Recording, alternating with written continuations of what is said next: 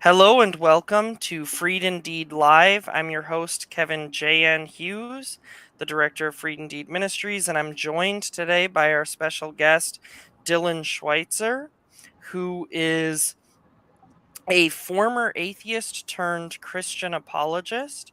And we've been talking back and forth for about a month now. And I've just really been encouraged by his story and his passion for the Lord.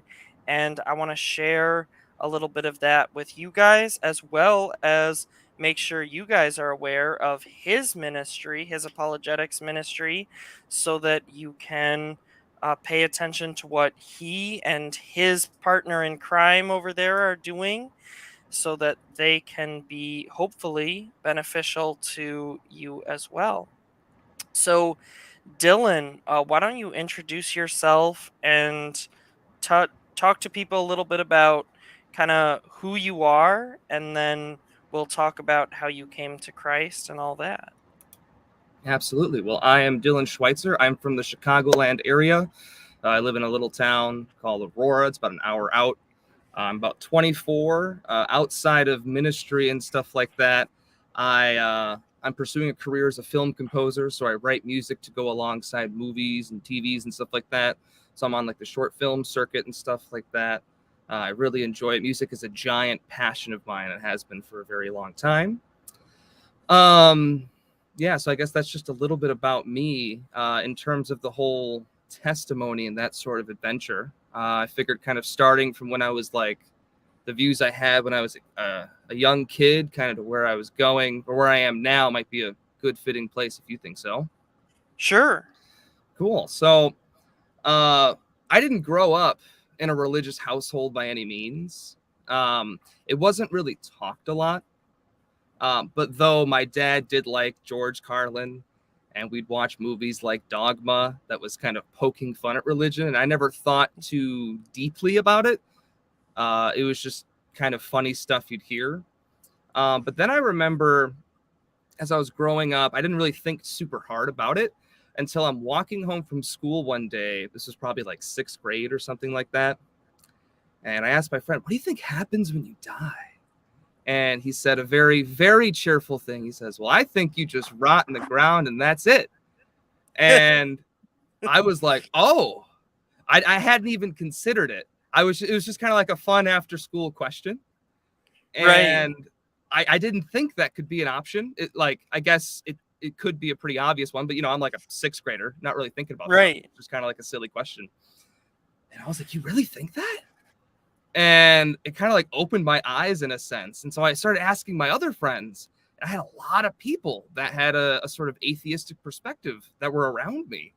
And I was like, oh, I don't know what I thought, but whatever I thought was probably wrong. So many people just have this opinion. And they Right. seem pretty chill about it, maybe I was wrong. Okay, sure. That seems to be the right move, I guess. And so I had kind of subscribed indirectly, not super intentionally, to atheism. I was like, okay, Right. whatever. There's no God.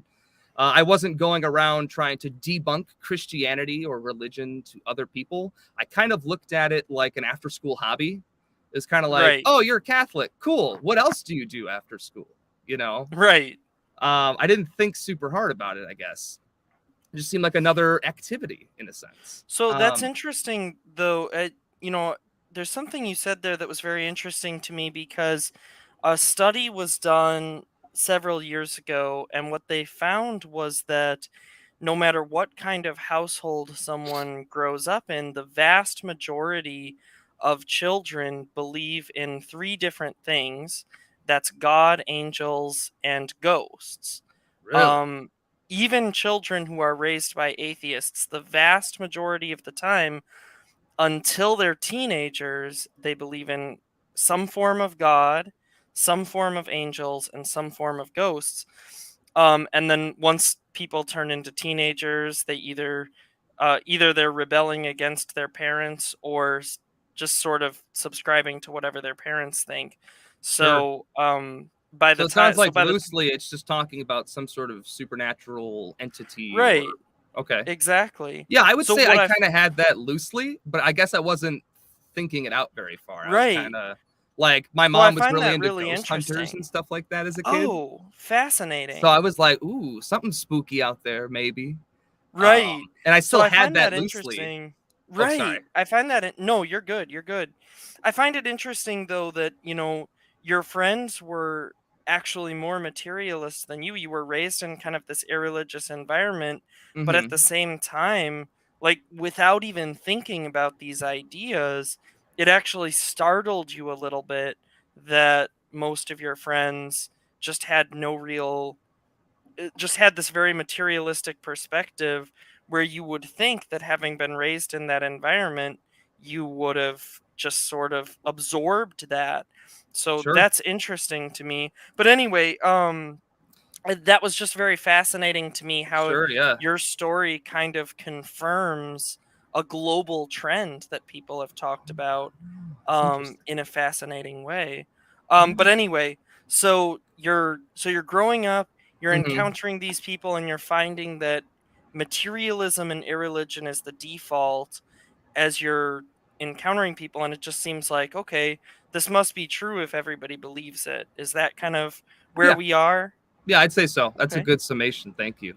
Um, And as I got older, I started getting more invested in music. When I was like a little kid, the dream was football star by day and Right. rock star by night. And as all the other kids started hitting growth spurts, I started to realize the football dream was probably not going to happen.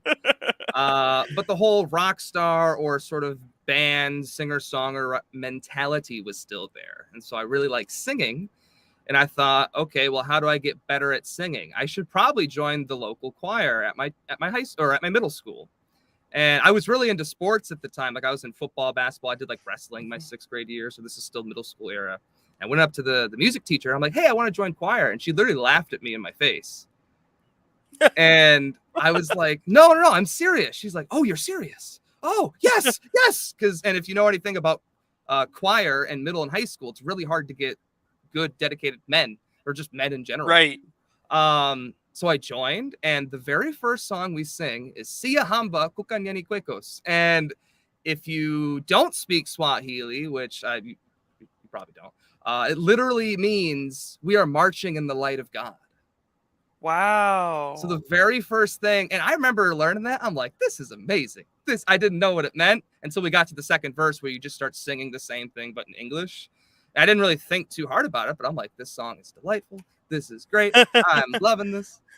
And so I loved it. And I did the musical as well. And so I did choir for one of my classes during the day, and I do the musicals in the spring. And I really enjoyed it. And I guess I was progressing really well. And by the time I got into high school, that was by the time I realized, like, hey, I'm probably not going to be doing the sports thing. I should just dive heavy into music since that's clearly where Right. my passion's at. And so right before high school, I was also thinking, okay, how else can I do this singer, songwriter, band thing? Well, if I want to write songs, I should probably learn an instrument. That'd probably help. So I was going to pick up guitar, but my cousin was like, hey, you could join my band if you pick up bass. And I was like, deal. So I picked up bass, and then shortly after that, guitar anyways. I was just kind of absorbing instruments. And I get into high school, and I wouldn't have joined it if I knew what it was at first. I thought it was just another choir you do after school. Apparently, it was this thing called madrigals. And if you don't know anything about madrigals, essentially, you're doing a Christmas celebration where it's kind of like this royal court sort of, it's kind of set in like maybe the 1400s or something like that. And so you have like this royal court of singers that put on a show, and you're singing all primarily sacred music. And so you are constantly singing about Jesus, whether it's in Latin or French or whatever, or even in English. And the Now, was thing that this a turned Christian school? no, this is regular high school. I mean, when you think Wow. about the history of a lot of the choir music that we have today, especially from a historical standpoint, most of Right. it was from the church, because most of the people who got a job and a living off of being a composer was through the church for a long time. So the church in general has a very rich history of art because they were the main people who were able to keep musicians and writers on staff to write music for the church. And because you're writing for the church, you're going to write sacred music. Right. And so a lot of the most beautiful pieces are sacred. And so Absolutely. yeah, so it is kind of interesting. It was a completely public school, but it was a Christmas celebration sort of thing. That's awesome. Yeah, and some of the most beautiful songs I ever sang was literally scripture. We sang a song called "If You Love Me," where the very first words are, "If you love me, I will keep your commandments, and I will pray to the Father, and He will provide you another comforter." And I didn't know that as a kid or as a freshman. I'm like, this is beautiful. Oh my goodness, the song is gorgeous. These lyrics are so cool. Turns out that's just John 14, my friend. Right. I didn't know that till probably like 7 years later.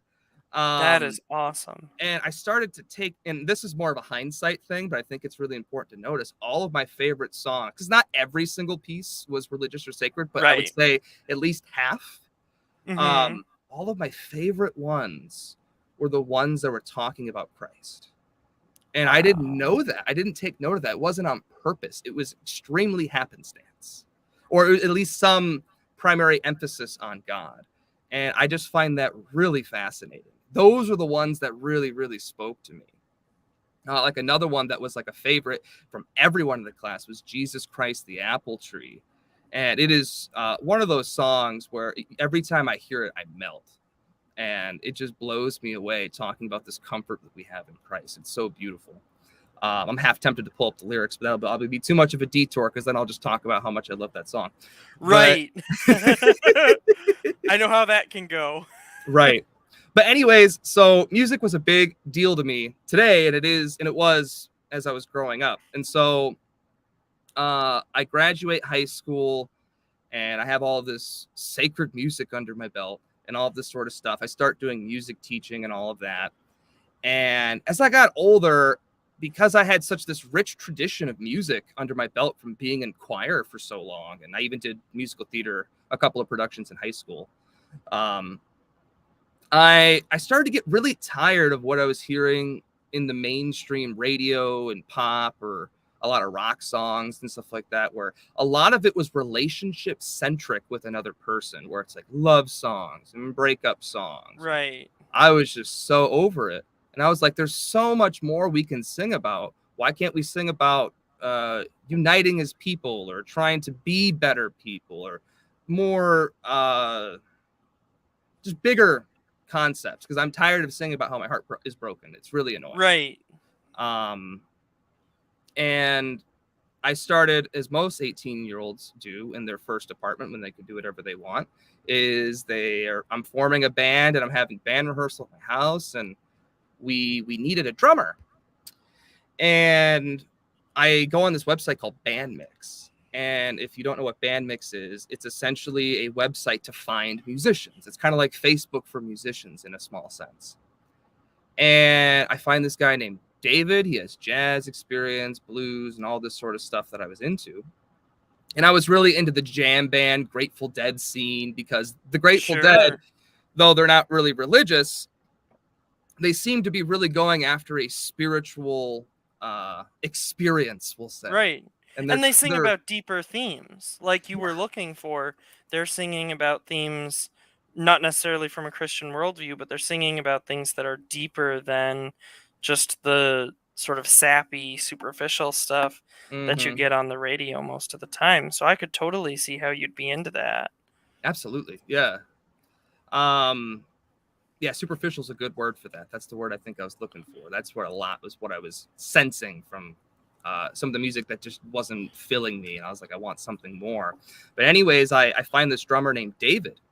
And I talked to him on the phone. We're chopping it up. He seems like a fantastic guy. And I'm like, I invite him over. And he just completely demolishes my drum kit. Just wrecks it. And I mean that in the most positive sense. Like, he is tearing it up. All over the place, playing amazing stuff. He's playing calypso, he's playing jazz, he's playing blues, he's playing everything you could think of that grooves. And I think it was maybe after our second rehearsal together, and I was just like congratulating him, and I'm just like, man, you are a fantastic player. And he said he really liked my guitar playing as well. And this is the big turning point with everything, where he goes, hey man, you want to come out to my church and play? And I kind of laughed. I was like, man, I'm not religious. Why would I come to your church? And I wasn't like rude about it. I was just kind of laughing. Like I was shocked, because I also didn't know he was religious or that he played at a church. But then I immediately thought, wait a second. You play at this church, right? He's like, yeah. Do you play like that at your church? He's like, oh, I play way crazier than this at my church. I go, what? All right. I got to see this. I'll come check it out. And I guess just to clarify for audience members, if you know all your fancy denominations and whatnot, this was a Kojic church, so Church of God in Christ. And so just to briefly describe some of the music, there's a heavy emphasis on blues and jazz fusion and big, giant, like contemporary in the context of the history of the church, not like today, but blues and theatrical organ playing and insane fast drums. You got like praise breaks where it's like like very, very fast stuff, slamming blues, guitar solos thrown in there. Very Chicago style. Absolutely. Yeah. And I go in, and I guess just to give just a sliver of more context, not only was this my first time, I mean, I've been to a random church services when I was like 10, like I'd go with my friends and stuff like that. But it never really grabbed me or anything. But this was my first time like going to church as like an adult. And on top of that, this was my first time being the only white guy in a room. So not only was I singled out spiritually, I was singled out, I guess, from a vision standpoint or a social standpoint, however you want to look at that. And so I thought, not only am I an atheist attending church, but I also feel like I'm kind of intruding on something from like a cultural standpoint. Like no one probably wants me here based on both of those criteria. And I go up there and I play, and I had the exact opposite experience that I was anticipating. You know, all these negative things that my friends growing up or my current friends talked about with church. And I also at the time had a roommate who was very, very, very much against Christianity. Like he'd just go on random drunken rants about how much he hates the church. And I'd kind of like roll my eyes at him like, oh, okay, sure. Yeah, you're going to fix it, right? But anyways, it was an opposite experience. It was delightful. The people were great. The music was some of the best music I've ever heard in terms of like a band setting with like drums, bass, and all that sort of stuff. And I was just blown away. I'm like, this is great. These guys got something that I don't have. This is amazing. And I remember after me playing there a little while, I was blown away that they're just like, oh, and it's not like I talked to the pastor ever or anything like that. He just noticed I kept showing up.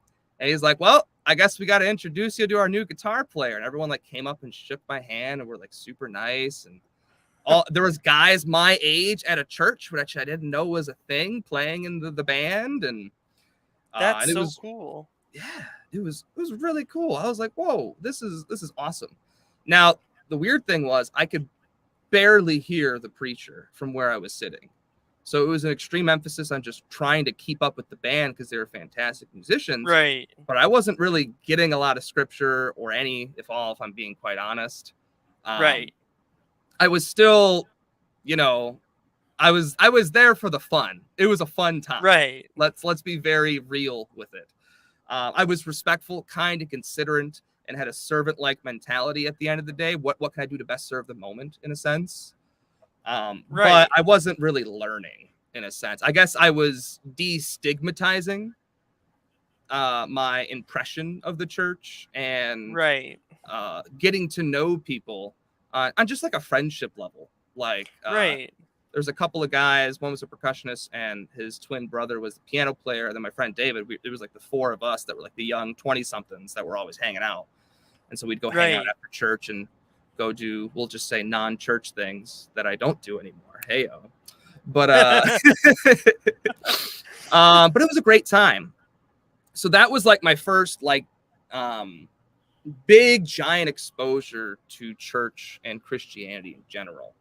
So in a lot of ways it sounds almost like long before you were ready to kind of learn the facts about Christianity. You kind of learned the experience of it, the experiential reality of just like showing up and experiencing what it's like to worship God and to kind of have that fellowship. Is that fair to say? Yeah, absolutely. 100%. Like the other guitar player there, he was like probably more than double my age, but he like took me under my wing right away. And I love the camaraderie and the kindness of everyone. But I felt afraid to ask questions about things I didn't understand because I was afraid of losing that. That was a big Right. thing. So which in one sense, I don't want to say stunted my growth because I don't regret anything that has happened in my life in general. But it definitely, that was a fear. I was like, I'm going to be outed if I'm not Christian enough here, and they'll apostatize me, is what they might say. But and so that was a big fear. That fear can be hard. That fear can be really hard to overcome. But what I think is so awesome is that, to a certain extent, in Orthodoxy, we talk a lot about experiential religion and how kind of in order to know God, you have to experience God. So there's something to be said for just the experience. Even like when people have questions in Orthodoxy, like at least at my church, I know one thing I've experienced a lot is that if you're struggling with something, maybe struggling with a doctrine that the church holds to, or some moral teaching, or even if you're struggling with your faith itself, about God, rarely ever do we say, like, oh, you're a heretic, stop.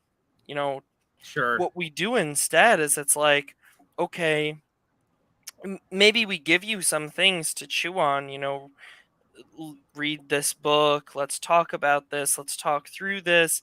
But a lot of what we do too is just let's get through this by keep showing up at church, keep praying the prayers, and see if time heals whatever wound it is that you're wrestling with at this moment.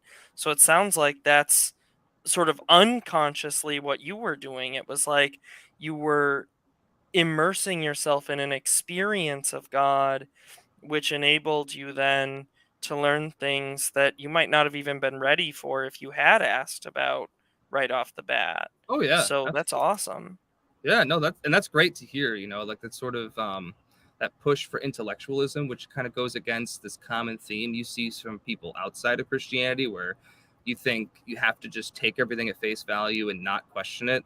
Where in fact, especially when you learn about the tradition of the church in general, or about apologetics or anything like that, it's a lot of intellectual focus along with experiential one. So of course, the witnessing of this the Spirit is important, but you got to know who Christ is. You got to know the scripture. You got to know these sort of teachings and how we got to this point in history after 2,000 years.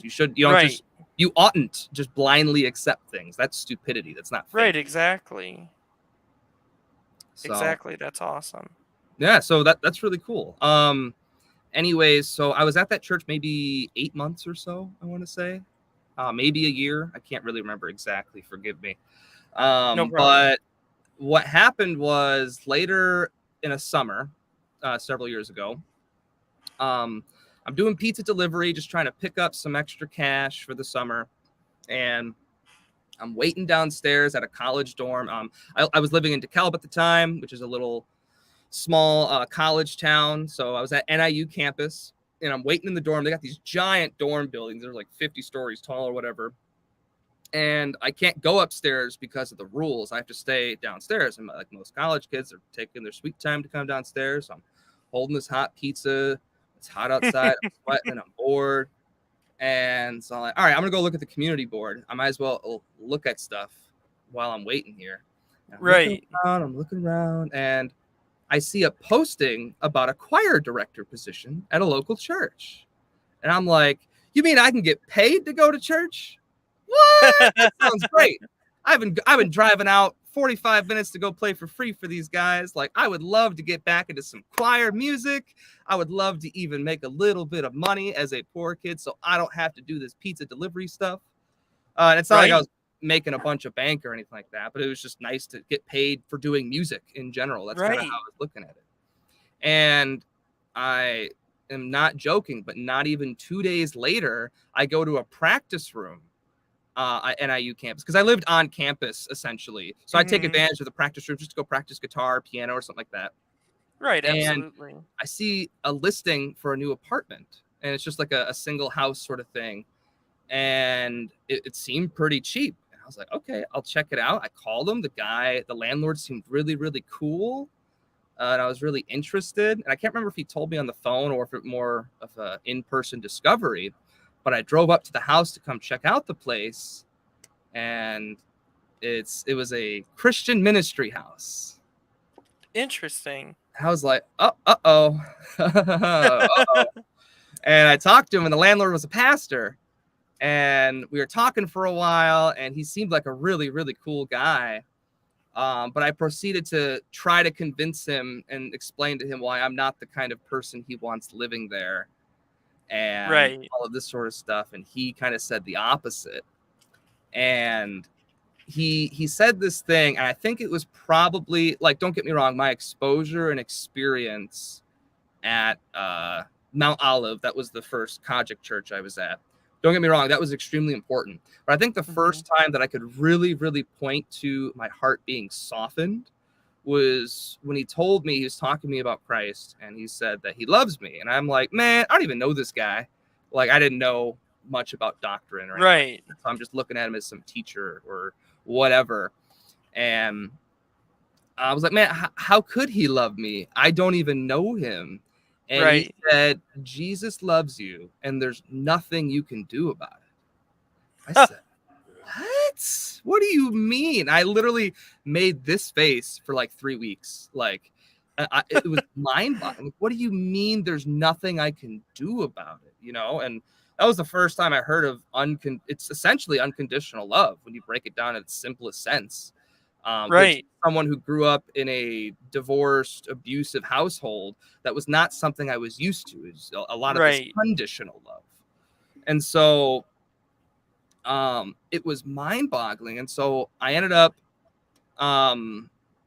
interviewing for the position, and I got it at the church. It was Bethlehem Lutheran Church. So I was learning the Lutheran style of worship. It was very, very, Right. very different than a Kojic setting, let me tell you. Right, exactly. But I was down for it because I'm doing choir music and all that sort of stuff, and the hymns were really cool. And so I thought, I kind of got to this point where I'm like, well, I've been looking at this side of the scope for so long. If I want to be honest and objective about truth and give this an honest shake, what better way than to truly immerse myself in the culture and learn about it hands in?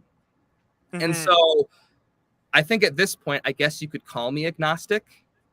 I guess I was very free floaty at this point. It was very back and forth with a lot of ideas. Maybe it's this, maybe it's that. I was all over the place. And I definitely wasn't closing myself off from learning about other things. I mean, before all of this, I was learning a lot about Buddhism and Hinduism, and I was learning about meditation and yoga. And though I never practiced it, I was learning a lot about astral projection and all of these sort of things before I even got to Christianity. And though I saw some truth in those things, it didn't seem like the truth. And so I got to that point, and I'm like, all right, you know what? Let's give this an honest shake. Obviously, church is fun. People are cool. It's a fun time. Let's really dive in. And so I was meeting with the pastor once or twice a month. Just I'd write out Bible questions, and he'd answer them for me. And that first year living at that house and working at Bethlehem Lutheran was really, really cool. But I was really, really focused on learning a yearly liturgical structure of service, Right. and the music for the week, learning how to direct a choir, because I've always been in the choir, not directed it, and learning how things function, the order of a service in a Lutheran setting, and all of that, that it was kind of overwhelming. And I kind of had this sort of hands open approach to learning, where I was like, all right, I showed up. I'm here. I met with the pastor. I showed up to church. I'm working my butt off to be a servant for the church. Give me Jesus, in a sense. Like, I wasn't really seizing, it seemed. Now I look at it in hindsight. I was putting in the time, but I don't think I was putting in as much effort as I could have. Again, no regrets, but that's kind of a hindsight observation where I was Right. showing up, but I wasn't always there. I caught myself, and this isn't to be disrespectful to the church I was at, but zoning out sometimes during the service because there's a lot of sections that it was just really, really different. And so I was just focused on trying to do the structure. I think I was more invested the first year. I think the zoning out was a little more the second year, which I'll explain in a second. But the thing that was most disappointing was the sermon was like 7 minutes. It was a very, very brief sermon. That was my favorite part. Like, oh, here we have the teacher of the church coming to extrapolate, and she's talking for like 5 or 7 minutes. And it felt like that was the thing I was waiting for. Let's hear from the teacher, and she's already done by the time like she starts getting the ball rolling. So it was really, really challenging as someone who showed up to learn to not be able to learn. It was more, and this isn't a critique on Lutheranism or this style of worship by any means, but it just wasn't for me at the time. I started to realize that, and it was in my second year that I really started to notice that, like, yeah, I'm not really getting a lot out of this. I was hoping to learn by being here, but it's a lot more about the worship experience here. And again, not a critique by any means. I actually went to a Lutheran service a month or two ago, and it was fantastic. I loved it. It was a nice little break from the sort of stuff I normally do. But it was really overwhelming just to kind of focus on all that stuff. And in the second year, I'm still meeting with this pastor, but I found out later that he had a brain injury from like a fall. And so he started repeating himself a lot, I noticed. And he would just randomly bring up how he doesn't like gay people, or that his extreme simplified view on evolution and stuff like that. And like, I was like, look, I don't really care about those things. That's not why I'm here to speak with you. I don't know why you keep bringing it up, though. And it's kind of like, I didn't even ask about those things. You know what I mean? Like, I don't know why, like, this isn't a deal breaker for me necessarily.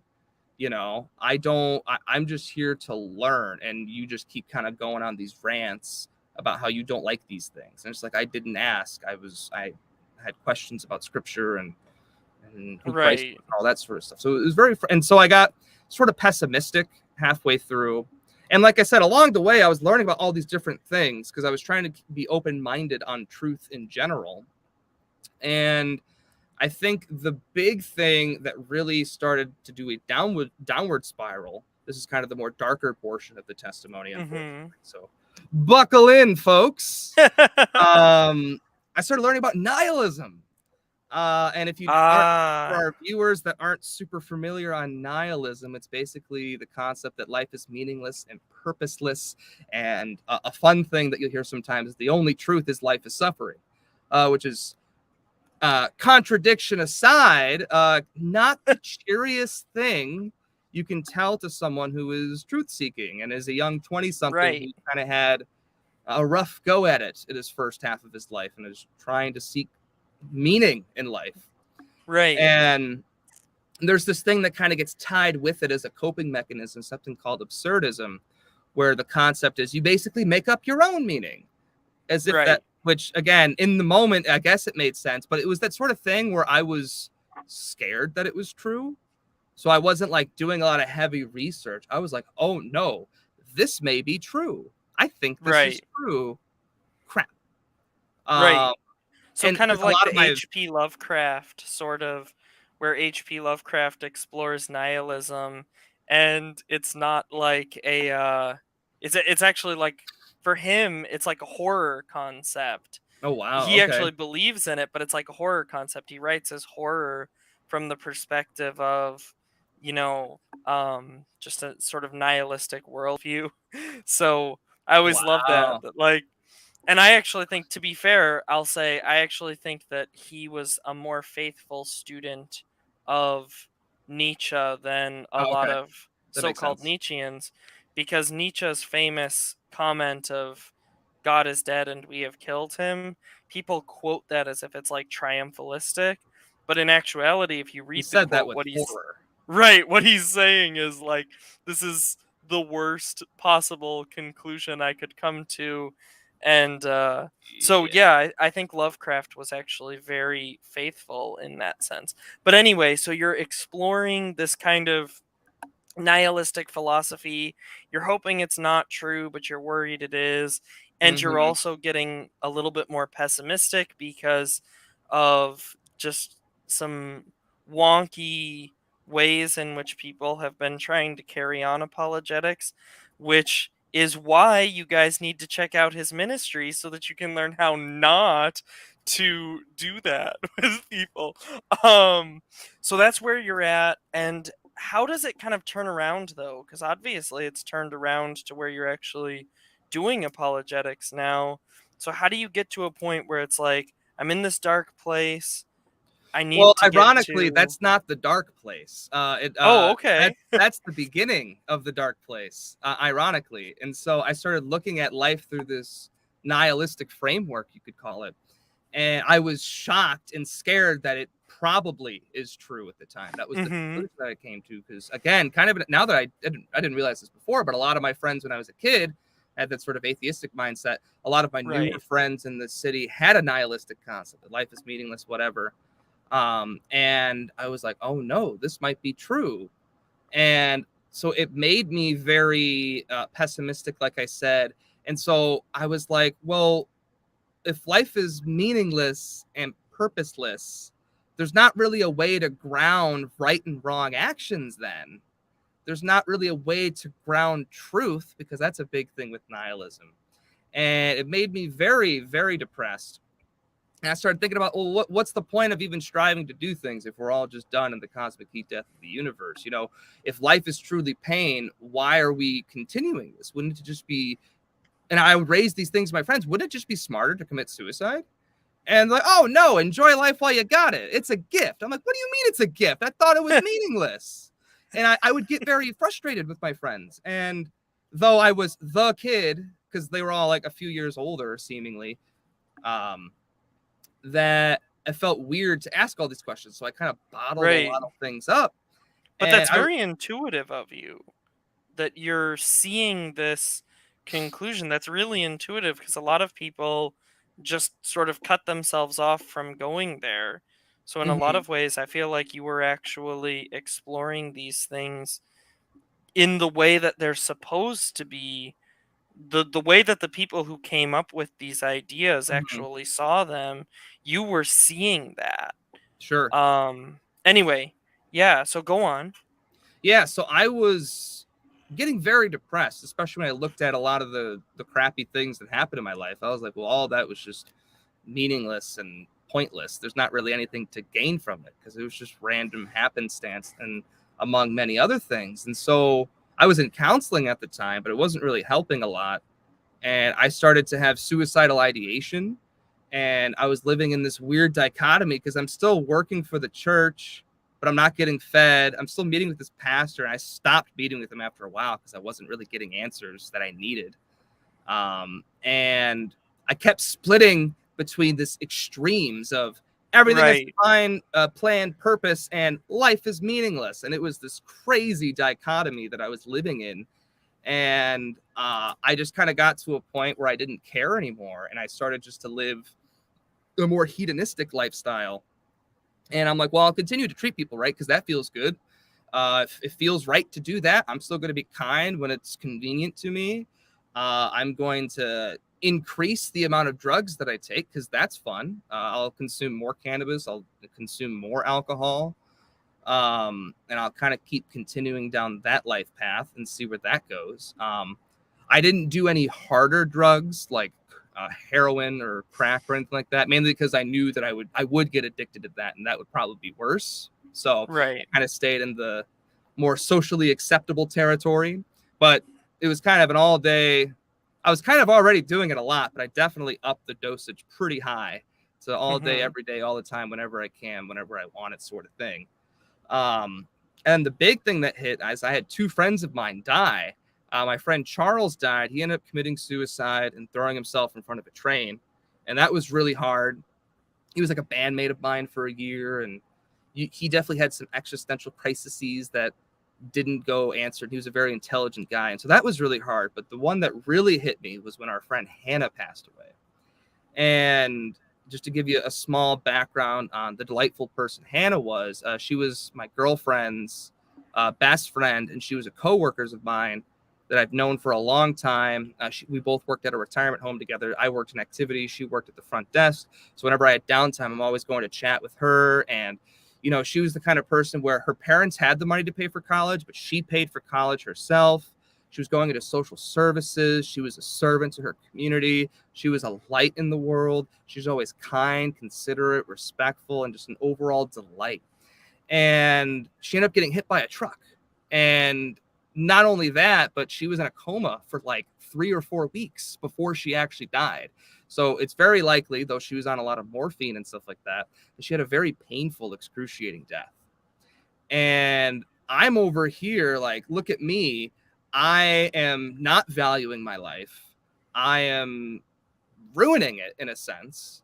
I'd like to think I used to have a little bit of that light, maybe not up to Hannah's standards, but I tried to do the right thing. And ironically, before I went down this nihilistic path, I used to believe there was like this living for the greater good concept, which I find really ironic from an atheistic standpoint when people say that now. But it kind of left me. I'm like, why am I even doing this? And I started looking at like Robin Williams, where he achieved everything he wanted to do. And everything he wanted, he got to do basically from a career standpoint, and he still committed suicide. So I looked at myself and I said, well, let's pretend I get to compose all the cool movies. Let's pretend I get to write all the cool albums. Then what? I was like, why don't I just skip this whole charade and just live out this nihilistic worldview properly? And I ended up telling my counselor that. And we decided, I wasn't forced against my will or anything like that. We decided it was the best thing for me to go to a behavioral center for about a week. So I was hospitalized. I was deemed unsafe due to extreme suicidal ideation. But after being there a few days, I realized I wasn't going to get any of the answers I wanted there either. Right. And so I come back and I have this like mini reset from the world. And the funniest thing, you know, before nihilism, the only truth was, oh, life is painful, blah, blah, blah. I had this light in me that said, well, that was a lame way to end the truth quest. I want to give it another go. I got almost nothing left in me. I'm going to try one more time. I'm going to try and look for another church to play with. You know, I'm not going to blame everything on this church or anything like that, or on one pastor, even though he seemed really cool at first. And so I began passively searching, and I go to Guitar Center one day. But this was about 2 months after I was hospitalized, maybe a month and a half. And I walk into Guitar Center, and I hear this slam and bass. And right away, it reminded me of the Kajik days when I first started going to church. I'm like, them's church licks. Hey. And I walk over and I see a guy that I did a church gig with like a year and a half ago. And I go, Tyrese? And there's Tyrese, the bass player, and the piano player that are at the church that I play at now. And that's awesome. It was a delightful experience. I was just going there some guy blew me off for rehearsal. So I went to go waste time at Guitar Center because I was out of town. And I basically did an audition in the Guitar Center. They loved what I had to offer. I came to their church like a couple Sundays later. And I was so focused on trying to just keep up with the musicians and everything. And this is a non-denominational church that I play for, or a Bible church. Some people like to call it that. Where the way we structure our services, the first 40 minutes is primarily praise and worship. You know, you'll have a responsive reading, a psalm reading, and a prayer section, and a meet and greet. But there's 4 praise and worship songs that we have that we kind of invite the audience to praise and worship God with us. And then the second half is like a 40-minute sermon, much different than the Lutheran church service. So there's less of these little idiosyncrasies and details to keep track of. But during the music section, I was working. And so I got done, and I thought church was over the first time. And I'm like, oh, we're just getting started. I get to just hang out now and just hear. And I heard this pastor speak. It was the main pastor at the church I'm at now. And I was just blown away. I mean, we're diving into the original Greek. We're diving into several scriptures and extrapolating upon it and going through it thoroughly. We're even taking some scriptures and putting them in common today vernacular, having fun with the scripture. And I probably learned more in like a couple of sermons at this church than I did in like 3 years at any other church. And I was just blown away. And I talked to the pastor afterwards, and it was a great time. And before I walked into this church, I was like, I don't know what I believe anymore, but I want to continue this truth quest. But I knew after that service that like, I got to be here. This is where I got to be right now.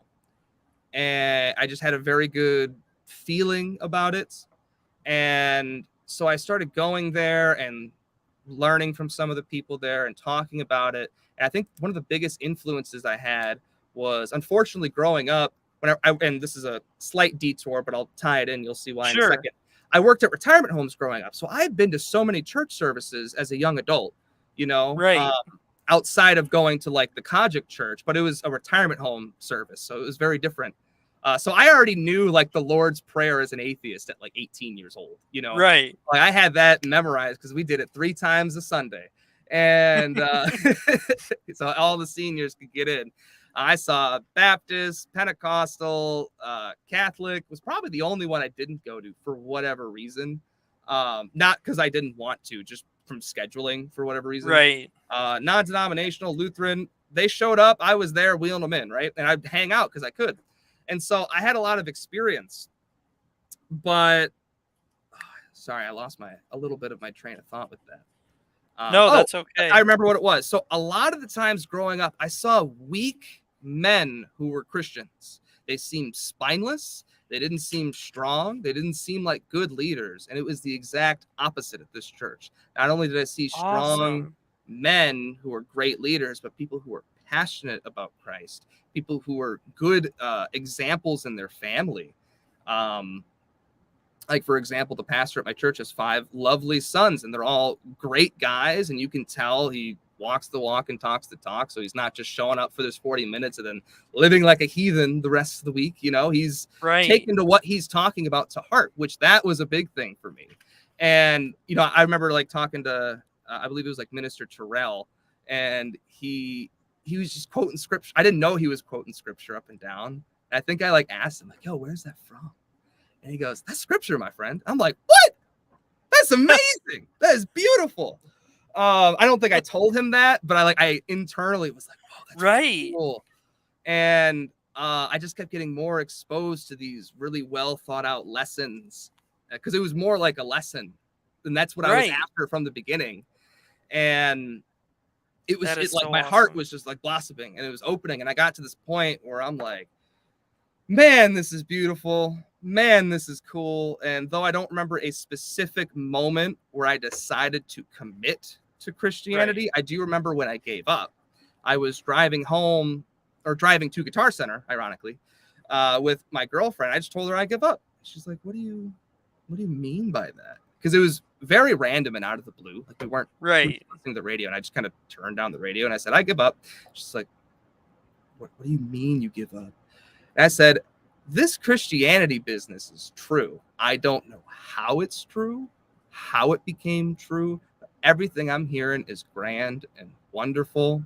I'm just going to commit my life to this for a while and see what happens. I feel like I have nothing to lose, because worst case scenario, I just stop committing myself to it. I don't lose any money. I lose a little bit of time. Oh, well.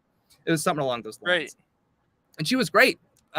She was ecstatic about that. She thought that was awesome, because my girlfriend has been a Christian all her life. She's Catholic. So, awesome. She was like, okay, sweet. She was probably thinking in her head, well, it's about time, Dylan. You got your head out your butt. And she's probably watching this right now going, yeah. And so I started looking at it as this sort of possibly loose truth, like maybe in an allegorical sense or a metaphorical sense, or some of it's literal, some of it's this and that. And we don't really need an exact timeline for stuff. But I remember one day at rehearsal, I come up to Jalen and he's on the drum kit. I'm like, hey man, what you doing? He's like, oh, I'm looking at apologetics videos. And I go, man, things must be bad at home. You got to study how to apologize. I can just help you.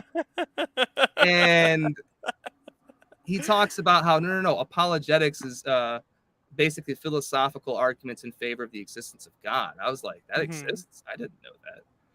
And so I was looking at it as more of like a philosophical sort of beautiful truth. And like I said, it very much resonated with me, but I didn't it was more of a, what's the word? Intuitive sort of thing. Like maybe it's just more of a vague, deeper meaning.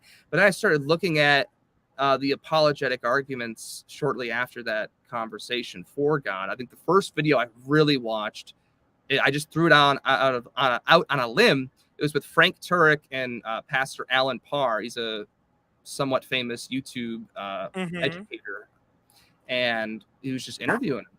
And I had a really long drive home that day. I had like an hour and 10 minutes. So I was like, well, this thing's an hour and a half. Let's dip through it.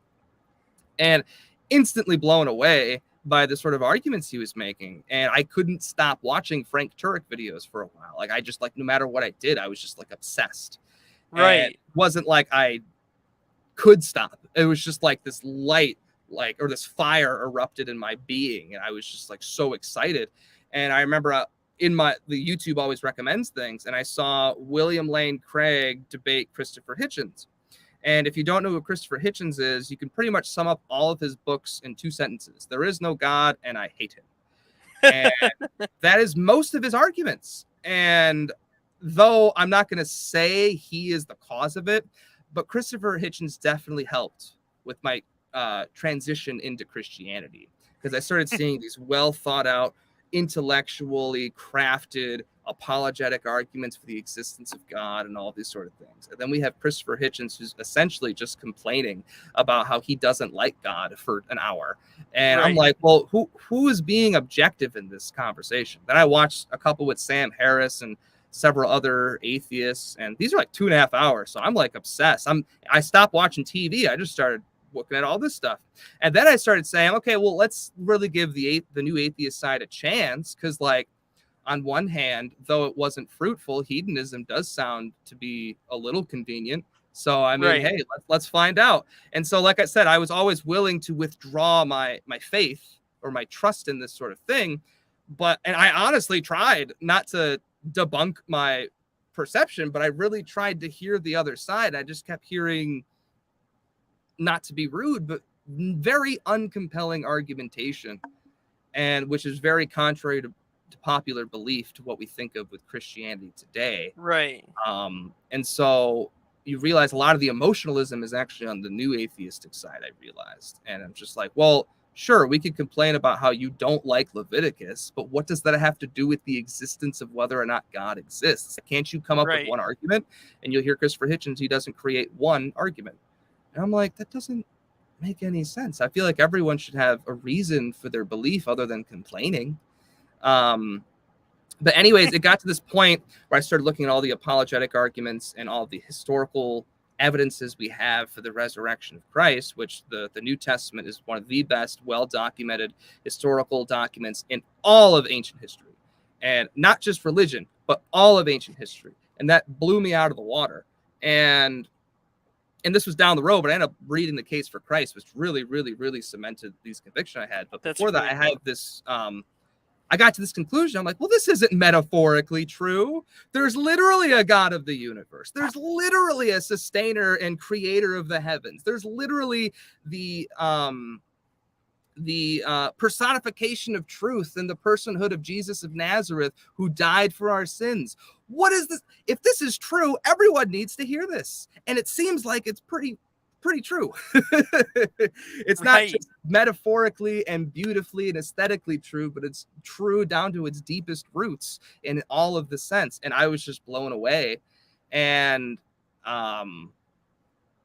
yeah, I know that's kind of a very sudden stopping point. And I could, of course, talk about how my life changed after that, after I really committed to Christ. But that, I just got to that point where I gave up in the metaphorical sense, and then I gave up from an intellectual reason and all that sort of stuff. Because I was definitely willing to be like, well, maybe this is just true for funsies if I heard compelling arguments. And I still study atheistic arguments, and I don't really hear a lot of good ones. Unfortunately, that's not to be rude. It's just more of a subjective opinion, perhaps. But I'm waiting. Sure, convince me that Jesus didn't rise or there is no God. I would love to hear an alternative theory to all the evidence that we have, but Right. I've not heard one. So, Awesome. and All comment right. below if you have one. I would love to Sure. investigate and have a conversation. So, There you go. I love it. I love it. So, I love one thing that really resonated with me is how in your story it seems to me that beauty came before truth. It's like you were attracted to the beauty you were seeing in Christianity, and then that sort of made it so that you were ready to experience the truth of Christianity. mm, And I really love that. There's a great book that just recently came out, actually. My friend Lauren has been really pushing it, and that's kind of the theme of that book, is that beauty should it's, I think it's called The Ethics of Beauty, and it's all about that, how beauty comes before truth, really. oh, So I that's love interesting. that. Now that you say that, it makes something. Do you know Bishop Robert Barron? Yeah, I do. Yeah, I love that dude. I'm not Catholic, but I'll listen to that dude all day long. Yeah, But he's I love great. him. And I remember he was talking with William Lane Craig, and he says one of the arguments he uses is the beautiful aesthetics of the Catholic Church. I never understood it till this very moment, honestly, where he's trying to point to, like you said, the beauty and the awe of what people dedicated to make this magnificent building because they Right. believed in something greater.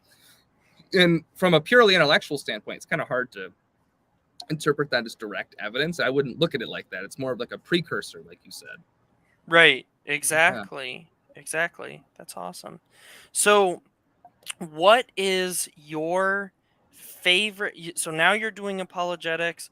First off, what's the name of your ministry so that people can check it out? Yeah, let's do the 30-second sales pitch, shall There we? you So go. Let's we do it. are the Identity Christ Is podcast. We are a ministry dedicated to serving Christ. I mean, one thing you might hear from a lot of people is, oh, the God of the Bible is pro-slavery and anti-right and anti-science, and he hates you, and he's going to send you to hell if you don't believe he rose from the dead. And I ask, is any of that actually true? You hear it all the time. Is it actually true? I'm here to tell you it's not, and our ministry is hoping to debunk all of these extremely common and flagrantly and demonstrably false statements that we have against Christianity. We don't want to take just an apologetic position to just prove the existence of God, but kind of declutter and clean off this sort of spitting on image that we have of Christ today. It's kind of hard to accept someone into your life if you don't know who they are and the image you have of them is completely inaccurate.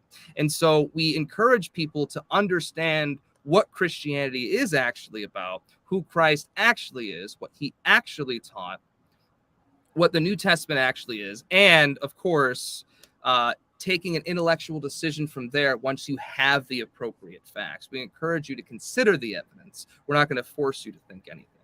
So it's an apologetic-centric thing, but we're really trying to get rid of the spitting on image of false misconceptions we have around Christianity. So the Identity Awesome. Christ Is podcast, and we should be dropping episodes within the next couple of months. We're actually going to start recording a bunch starting, I think, next Friday. So we just dropped a Awesome. couple of mini episodes we had with Fermenting Opinions.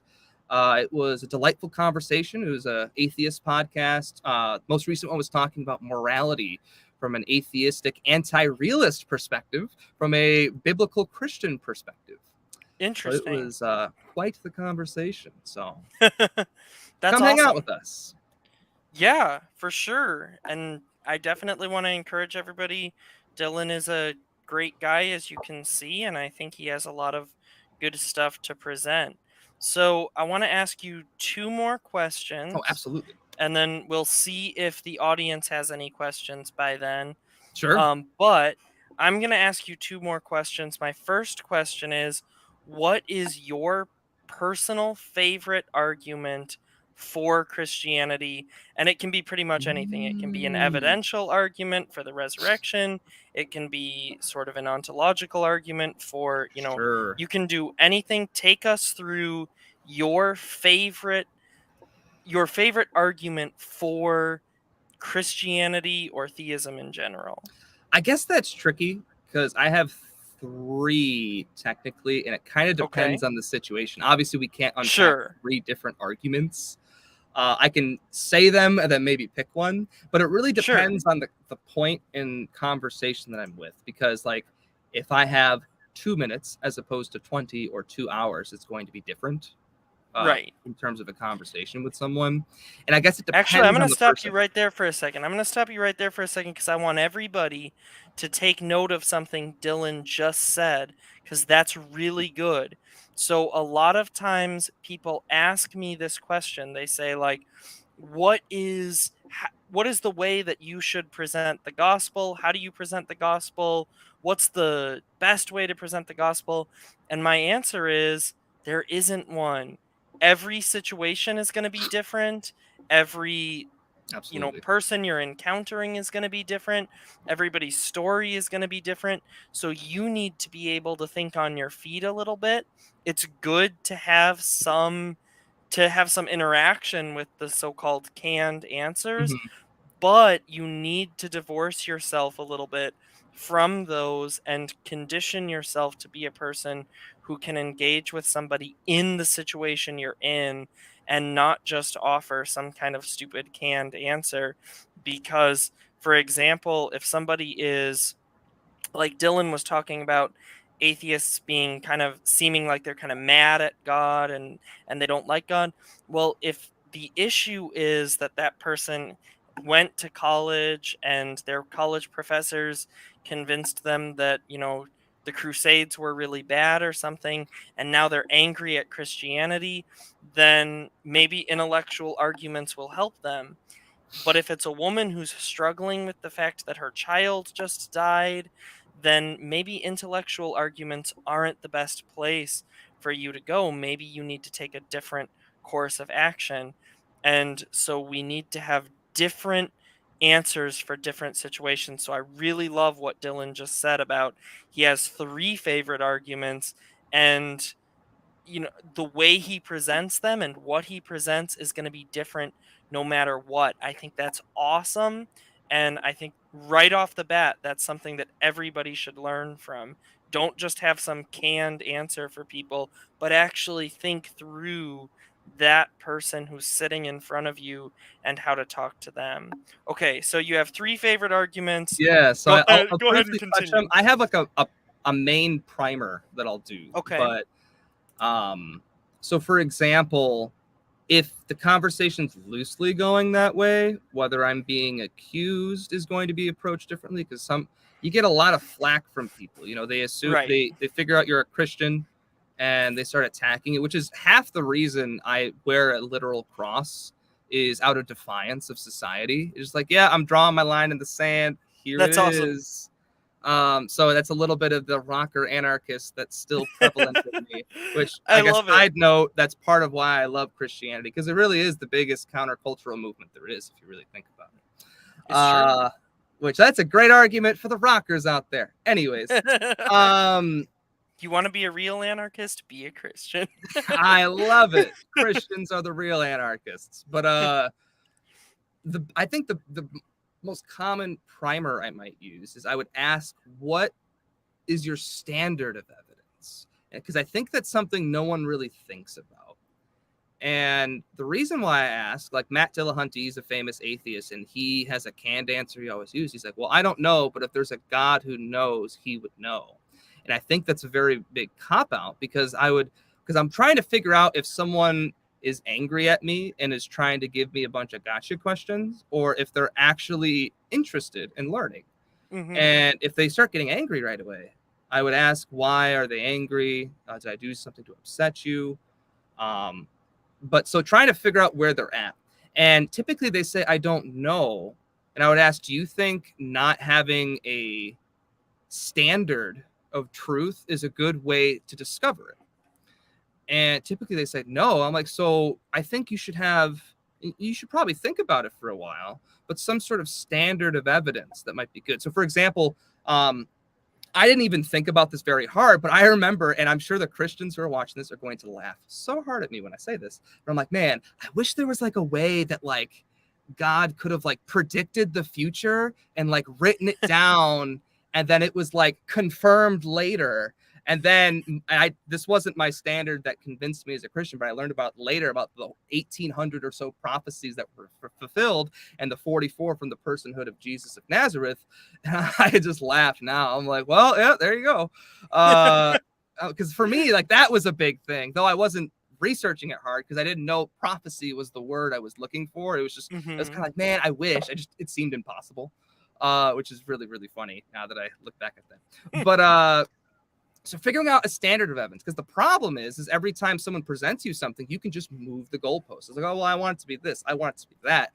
What would be convincing for you in some aspect? It doesn't mean you have to go to the confessional tomorrow or anything like that, or, you know, go to church every Sunday when you meet that. But I think that's something important to consider. What would be convincing? Now, if it's someone who thinks the Bible is anti-science and anti-intellectual, I might use, I would kind of tie it together with two things, with the cause of the universe and the fine-tuning argument. So when we think about the cause of the universe, space, time, and matter had a beginning. Therefore, the cause has to be spaceless, timeless, and immaterial. It also have to be powerful to be able to create from nothing. Powerful to be able to create something so large and vast.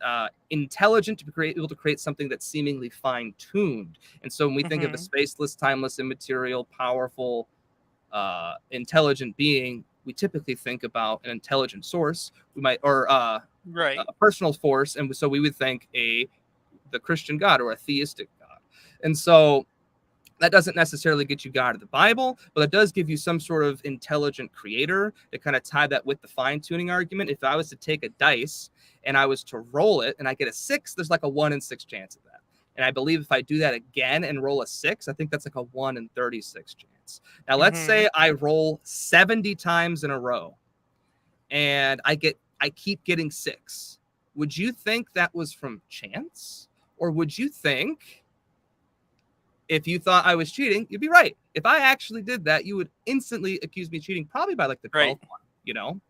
But I think long before you got to 70. Long before I got 70, I'd get kicked out of the casino. And the problem is that's the, I can't remember the exact number, so forgive me. But that's the amount, that number, I think it's like 10 to the 55th power of the amount of specific tuning that had to go into the gravitational constant of the expansion rate of the universe to be able to permit life.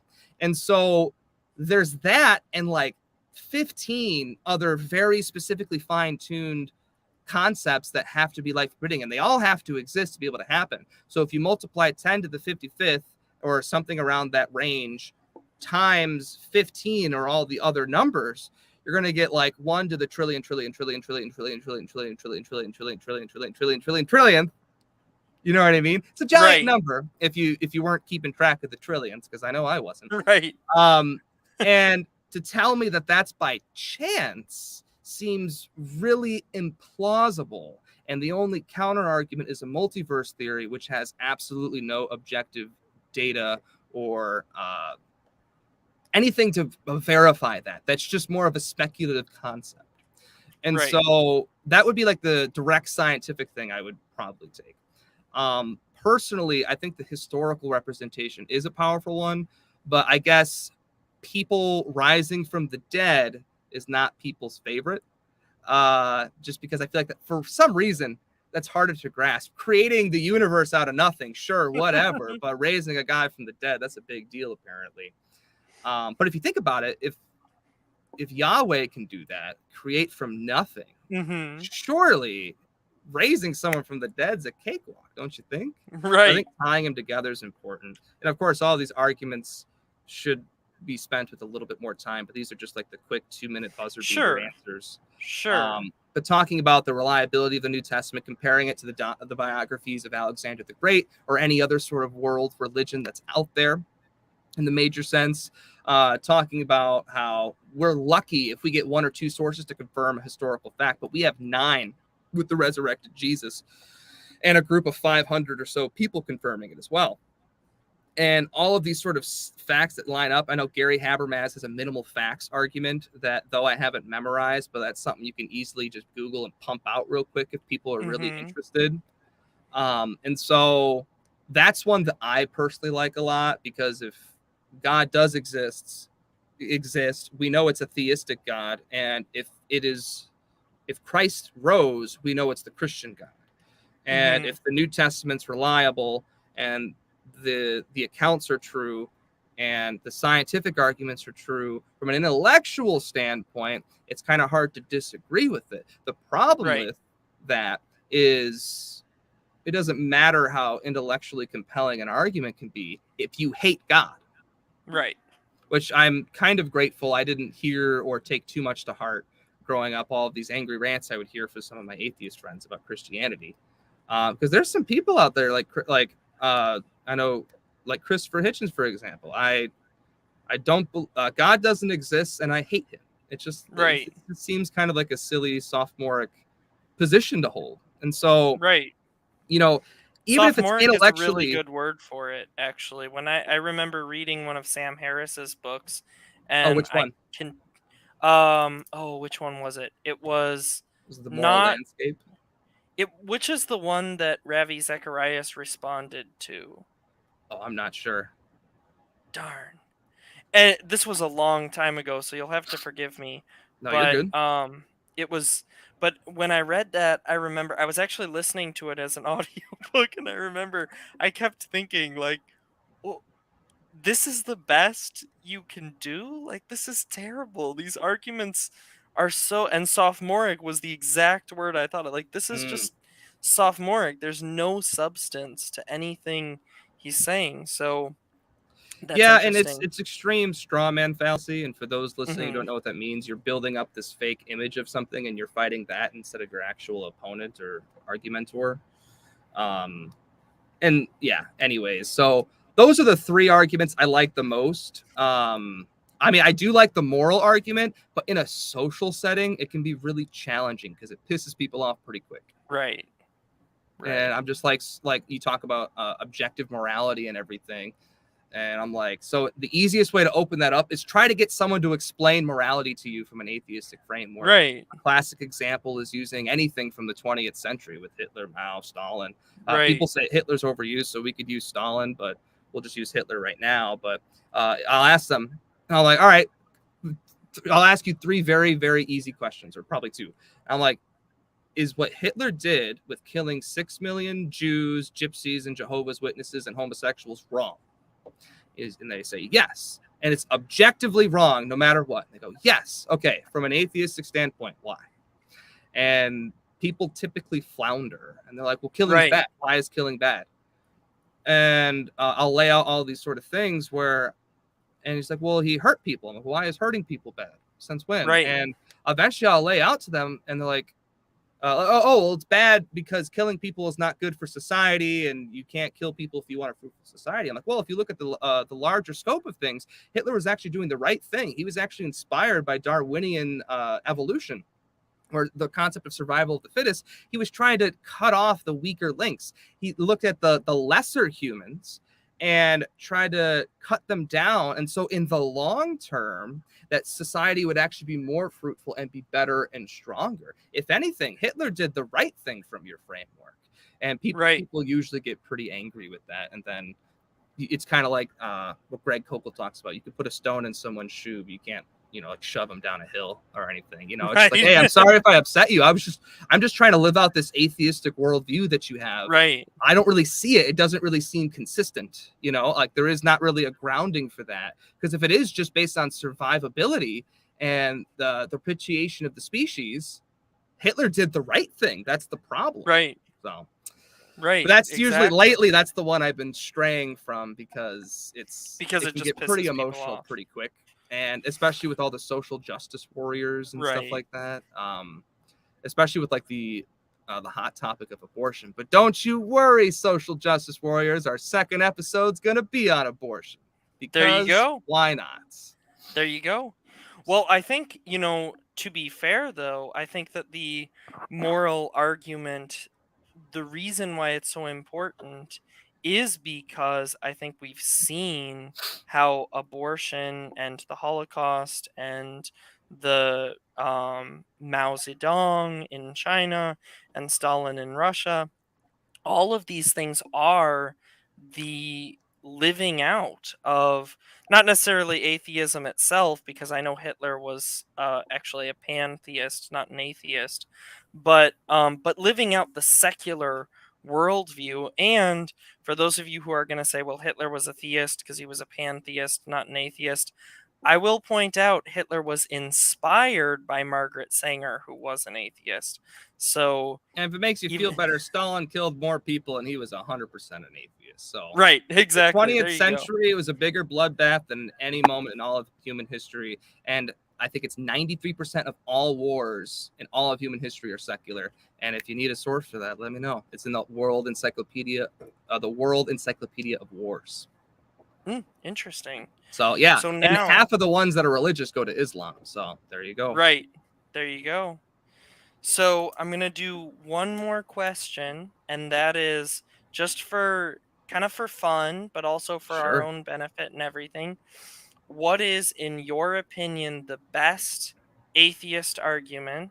So, not necessarily what they think is their strongest argument, but what do you believe, if you were to steel man it, what do you believe is the best argument for atheism, and how would you refute it? Sure. So I think in terms of the most compelling on the surface, because it appeals very strongly to the emotions, is divine hiddenness. Basically, I kind of wrote out a little bit of the premises just so I don't want to straw man it. And this is kind of a condensed version, so forgive me if it's not extremely elaborate. But basically, a perfectly loving God would make his existence obvious so everyone could participate in a relationship with them. God's existence is not obvious, therefore a perfectly loving God does not exist. That's basically an extrapolation off of, I think, J.P. Sterling or something like that. Forgive me, I had his name, but then it got erased on my notes here. But I think there are some presuppositions and some problems with the concept of divine hiddenness. On the surface, it's like, well, duh, if God was real, he could make it more obvious to me that I know he's real. And therefore, if I know he's real, I don't have to go to hell, or some sort of very blanketed statement like that. And again, I don't mean to be rude in representing that concept, but in the simplest sense, it's like, well, if I knew that God exists, everyone's all good. But I think people don't understand soteriology in a sense, where I don't think God is really interested in collecting people like Pokemon cards. Right. I don't think God is interested in people knowing that he exists or believing that he exists, but believing in him, trusting in Christ for salvation, having a personal relationship with God. And I think that is an extremely strong difference because, and again, I'll use Matt Dillahunty as an example. Well, he uses the thing, well, if there's a God, he would know what it would take to convince me. But he's even admitted on several occasions throughout his atheist experience ministry, if you'd like to call it that, that even if it was proven to him, he would have to critique whether or not the God of the Bible is worthy of worship. So, and he constantly goes on these rants about how evil God is. And same thing with Sam Harris and Christopher Hitchens. And so I don't think even if it was proven to them from a proposition, intellectual, scientific, philosophical standpoint that God does exist, I don't think that would immediately qualify people into believing in Christ all of a sudden. And so some people take objection to that. Perhaps a more intellectually honest agnostic might take objection to that. Perhaps they're honestly seeking. I'm not sure. But I've met several people where I'm having a conversation with them and they're getting very aggressive. And I said, let me ask you this. If Christianity were proven to be true, would you follow Christ? And they almost scoff and look at me like I said the craziest thing. And they say, of course not. And I'm like, well, this isn't really an intellectual problem then. This is a problem of the heart. And I'm happy to teach you about how lovely Christ is, but it doesn't really matter if I convince you of him or not, because you're not going to follow him. So why are we wasting our time?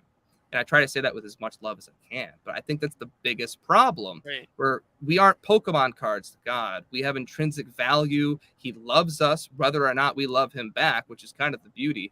Mm-hmm.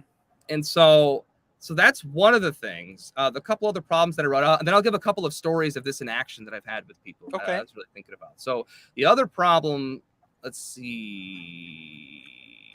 I didn't write out these scriptures, but I was supposed to. I wanted to, I have them written down. It'll only take me a second, but like I had them picked out, but I didn't like Right. go and search them. But it'll only take me a second, so I will stall slightly Sure. while I'm doing this. But basically, the Bible is very, very clear about what happens to people if they seek God. And the Right. big thing is, it's not like how I was in the beginning, where I showed up, my hands are open, Jesus come into my heart or whatever. But instead, it's more so seeking diligently and Right. wholeheartedly and actually putting in the effort, as opposed to just showing up on 2 Sundays and wondering why God hasn't come into your life. I think there's a Right. big difference It's the between that. difference between a relationship. It's sort of like, if somebody said to me like, "Well, I don't believe your wife exists," I would just laugh at them and be like, "Of course she exists. She's there with me when I wake up in the morning. She's there when I go to Mm-hmm. bed at night. She's part of my life. Of course she exists. That's dumb." And in the same way, at least for me, if somebody said, "Well, I don't believe God exists," um, I'm a lot more gracious because I know that people believe that. But at the same time, if somebody said to me, "I don't believe God exists," that's equally as absurd to me as saying, "I don't believe your wife exists." Like, I have Interesting. a relationship with God, so it's not an issue for me. I'm not saying that that means you don't have, if you don't have a relationship with God, then I can see why you, or if you do have a relationship with God that's negative currently because you're angry with him or whatever, then I can see why you're saying this. But for me, that proposition makes absolutely no sense because That's I interesting. know him. So It's so interesting because, anyway, especially because our society has so much daddy issues today, right? especially with abandonment issues, where I can believe that my father exists. But Mhm. if he was a crappy, alcoholic, abusive father, I'm not going to believe in him. And so if I Right. think God of the Bible is pro-slavery and was killing and or murdering and doing all these heinous things and has set up an arbitrary system, if that's what I actually think, it doesn't really Right. matter if I know he exists. But here's the thing about scripture: in the Old Testament and the New Testament, I got 2 from each. Jeremiah 29:13 says, "You will seek me and you will find me when you seek me with all your heart." So it's this concept of being really invested in the search. Luke, I guess that one didn't show up. That was in Jeremiah. I don't know why my Deuteronomy one is. We'll do Deuteronomy last. Why not? So I say, Luke 11:9 and 10 says, "So I say to you, ask and it will be given to you. Seek and you will find. Knock and the door will be open to you. For everyone who asks receives. The one who seeks finds. And the one who knocks, the door will be open." It's implying that there needs to be some effort. You don't get to just show up at the door and be like, "Why didn't anyone answer?" If you showed up to someone's house and didn't knock, they're not going to let you in because they don't know you're Right. there. You're not putting in that effort. Revelations 3:20 says, "Here I am. I stand at the door and knock. If anyone hears my voice and opens the door, I will come in and eat with that person and they with me." If you think about it, Christ is quite the gentleman. He's not going to force you to love him. He's not going to force you into heaven, which, if you think about it, would Mhm. make him pretty evil. If you think about it, if I Right. chose to spend my life apart from God, why would he force me against my will to spend my life with him? I think a great analogy for this I really like is, imagine, and this is I think women will really resonate with this sort of analogy, but imagine you're a young lady and this guy comes up to you and he goes, "I love you. I want to spend my life with you." And you're like, "Ew, gross. Get away from me." And he comes the next day and he's like, "I love you. I want to spend my life with you." And she goes, "Ew, gross. Get away from me." He might send her postcards. He might send her flowers. He might send her invitations to their wedding or whatever. We can get real crazy if you want. Eventually, what she's going to say: "If you truly love me, you will set me free." Right. And I think in a I like sense, that. Christ can keep sending us postcards. But if we constantly reject him, why would he force us to be with him, in a sense? And so if you are going to seek with your whole heart, you will find him. But if you reject him, why would he force himself on you if he is truly the God of love? And the last one, Deuteronomy 4:20. But as for you, the Lord took you and brought you out of the iron smelting furnace, out of Egypt. He's referring to Israel in this sense, to be the people of the inheritance you once were. And that's the wrong scripture. But if from there you seek the Lord your God, you will find him, if you seek him with all your heart and with all your soul. So if you put all of your effort into it, you will actually find him. And so I think a lot of people with divine hiddenness, they're kind of searching like this. Mm-hmm. And that's not to say everyone is, but I feel like some people who are really, really angry and they're like, well, why hasn't God made himself clear to me? But they don't really understand who they're looking for, in a sense. So I find that really interesting. And I guess when we think about hiddenness with biblical characters, or biblical figures in the Bible, however you want to refer to it, you think about Abraham. God's like, yo, man, I'm gonna get you a son. He's going to be the lead of your inheritance. You're going to have as many as in the stars. How many years did he have to wait for that promise? 13. I'm sure he thought God was a little hidden during that time, right? We think about Joseph being imprisoned for a crime he didn't commit.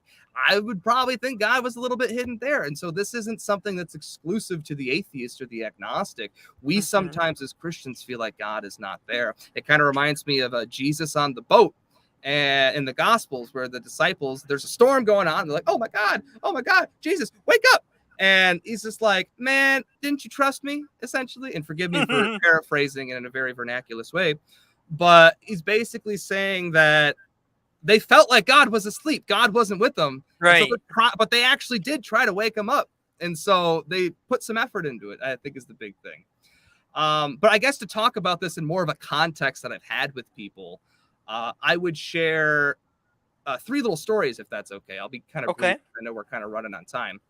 No, you're all right. Fun with this planning. But the first one is, I guess there are a couple of rejections to the divine hiddenness thing. So it's like, okay, sure, whatever. But why didn't Jesus reveal himself like today?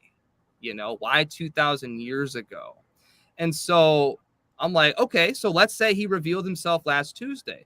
What would we have to do to verify that Christ rose from the dead and that you would follow him?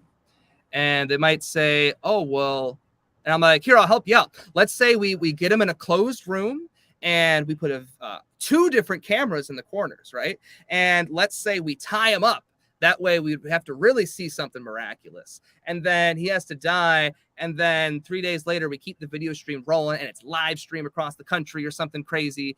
And we see this miraculous thing happen and there's lights and all this crazy stuff. And then there's the resurrected Jesus. And then he walks out and in fact, we'll even make it like the story. He breaks out of the sort of prison house thing that we've made. So he's breaking down the tomb door. And then he proclaims the gospel for 40 days and leaves, just like that. Would that convince you? They're like, that'd be a little more convincing. Well, there's so many problems with that. For one, we have Photoshop. We have video editing. We have bad journalism. We have fake news. We have so much misinformation that are come out of that. And there's going to be so many people that are still going to say, well, I didn't see it with my own eyes. Why should I believe it? Right. And so I don't think it happening today would make it more meritorious. I think the opposite. In fact, I think less people would believe it if it happened today, because it's so easy to be like, oh yeah, I saw some random video on YouTube, this dude getting resurrected. Wasn't that a crazy fake news thing? Facebook would throw up the warning right away that warning censored, hasn't been approved by the CDC or some right like that. Exactly. And so I would see less credibility. He might end up going viral on TikTok. And they're making memes out of it. Right. So that'd be even worse, like that'd be worse than unbelief. Yeah, I don't know what you'd get. So I think that's worse. And so I'm like, you can keep packing it, but I could give you so many objections that why it would be worse. Another version, and I'll give you 2 aspects of the talking head thing because I think it's kind of comical. The first one is a short one, and then I'll give you the longer unpacked one. So earlier, this guy was talking about how, well, the disciples probably encountered, had some sort of hallucination of the encountered Jesus. And that explains it, which if you're a viewer out there, I strongly recommend you look at Gary Habermas's unpacking of that concept. He has at least 10 different sound, solid objections, one of which being hallucinations are a personal experience. Everyone's not going to have the exact same hallucination. And the hallucinations that we do have today are minor. Like, I thought I saw my dead wife at the supermarket and then quickly realized it wasn't. Not, I ate and touched and like drank with the God of the Bible for 40 days. It's a little different. That's never happened. So, I mean, it's not an hallucination, but something like that happened, right? But anyways, he was going on about this hallucination thing. I'm like, so what would convince you? And he goes, well, if I walk out of my house one day and there's a talking head in the sky and it says, Jake, I want you to repent and believe me. He said, I would be the first one to join you in the pew the next day. I'm like, really? And he goes, yeah. I'm like, you wouldn't just call it a hallucination? Are you sure? And we had a laugh. Because I'm like, that's how, for something like that, that's been well documented by several people, when you have something way more extreme and outlandish, why wouldn't you just chop that off as like a hallucination? And I guess the third unpacking of this in an actual conversation, because I think it's good to have these sort of things in context, you know, seeing them play out. We used the talking head analogy. So I asked him, what would convince you that God exists if the historical argument isn't good enough? And I'm like, what about a talking head in the sky and something like that? And he said something really interesting. He didn't say it would convince him. He said it would be a good start. I thought that was quite interesting. So that wouldn't even be enough. If he did, in fact, see a talking head in the sky that said, I am real, I am Yahweh, I love you, whatever. It could be a 30-minute speech, whatever. It would not convince him. He said it would be a good start. I'm like, okay, what if he visits every Tuesday for a year? How about for 10 years? He comes and visits you personally to prove his existence. Would that be enough? And he kind of got confused. And it seemed like, no, that wouldn't be enough. I'm like, okay, what about 50 years? Let's say he does it for the whole planet.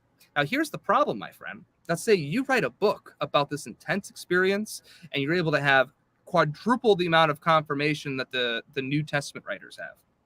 At the end of the day, someone has to take your testimony for it. How are we in a better position? Why would it be better? And the problem is we're getting into this ad infinitum thing, which if those of you don't know, that just basically means you're just piling on into infinity and you're just kind of stuck in an instant cycle or a constant cycle. And so I'm like, okay, what if he reveals himself to everyone every Tuesday for 1,000 years? Would that convince them to believe in him? I don't think so. I feel like scientists might come up with a new floating head phenomenon, the eighth natural law that happens called Head Tuesdayism. And so and it's not really a miracle if it happens all the time either. That's your other problem. And so I just don't see that as very compelling. And so I think a good thing to look at is if you are looking at the evidence with an open heart, I think we do have sufficient evidence in some sense, or in the most sense, I would say. There's like 24 apologetic arguments in favor of the existence of God. I mean, Alvin Plantinga has a lot of fun ones, but I think we have good reason for the belief that we have. So what's your issue with not believing it? And if you don't have that standard of evidence, what makes you think you can reach something that doesn't exist? I think that's kind of bring it back to the initial point, especially if we're going in circles and everything and all of that sort of stuff or whatever. But a lot of times it's defending misconceptions that I find out. I'm like, well, it's not like you could even accept God if you think he sends everyone to hell for funsies. So let's play racquetball with that and stuff like that. But that's one of the arguments that I thought about. And those are some of the common objections and interactions I've had. So. All right. Awesome. Well, thank you so much for joining me today. And for those of you watching, thank you for joining us. And please do share this with your friends so that they too can be freed indeed. And then check out The Identity Christ Is. That's a podcast, right? That's right. So where can people see your podcast? We are on YouTube. We got a Facebook page. YouTube, We have a couple Facebook. of videos uploaded from a couple of episodes we've done with Fermenting Opinions, but we're going to be starting our 2-a-month series probably in like October or sometime soon. We're going to start filming very, very soon, and we are very excited to share with you guys. But we're uploading interactive posts and pictures and content right now on our Facebook page several times a week. So we invite you guys to come vibe out with us. All right. Well, check it out, and God bless everybody.